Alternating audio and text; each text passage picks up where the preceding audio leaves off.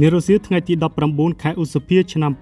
2025អាយឧត្តមហូតហារដ្ឋមន្ត្រីក្រសួងទេសចរបានអនុញ្ញាតជូនលោកបូរូទីតាហ៊ុនអ៊ីចេតាអ្នកគ្រប់គ្រងតំបន់ឥណ្ឌូចិនក្រុមហ៊ុនអាកាសចរកាតានិងសហការីចូលជួបសម្ដែងការគួសមនិងពិភាក្សាការងារស្ដីពីកិច្ចសហប្រតិបត្តិការទេសចររវាងកម្ពុជាជាមួយក្រុមហ៊ុនអាកាសចរកាតា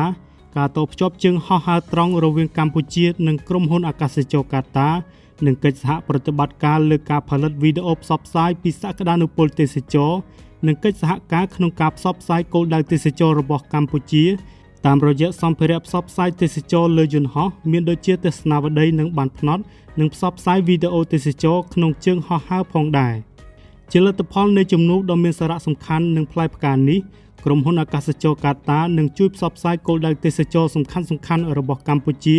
ពិសេសនៅខេត្តសៀមរាបដើម្បីជំរុញរំហូរភ្ញៀវទេសចររវាងប្រទេសទាំងពីរនិងភ្ញៀវមកពីប្រទេសទី3ជាមួយគ្នានេះក្រុមហ៊ុននឹងសហការជួយផ្សព្វផ្សាយគោលដៅទេសចរកម្ពុជាអំឡុងពេលរដូវកាលបៃតងឬ Green Season និងការភ្ជាប់ជើងហោះហើរទៅកាន់តំបន់មានសក្តានុពលទេសចរសំខាន់ៗរបស់កម្ពុជា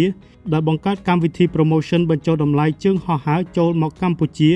និងសហការផលិតវីដេអូខ្លីៗអំពីរដូវកាលបៃតងនៅកម្ពុជាក៏ដូចជាគោលដៅទេសចរ Muslim Friendly ផ្សព្វផ្សាយក្នុង Page ឬ Channel របស់ក្រុមហ៊ុនផងដែរ។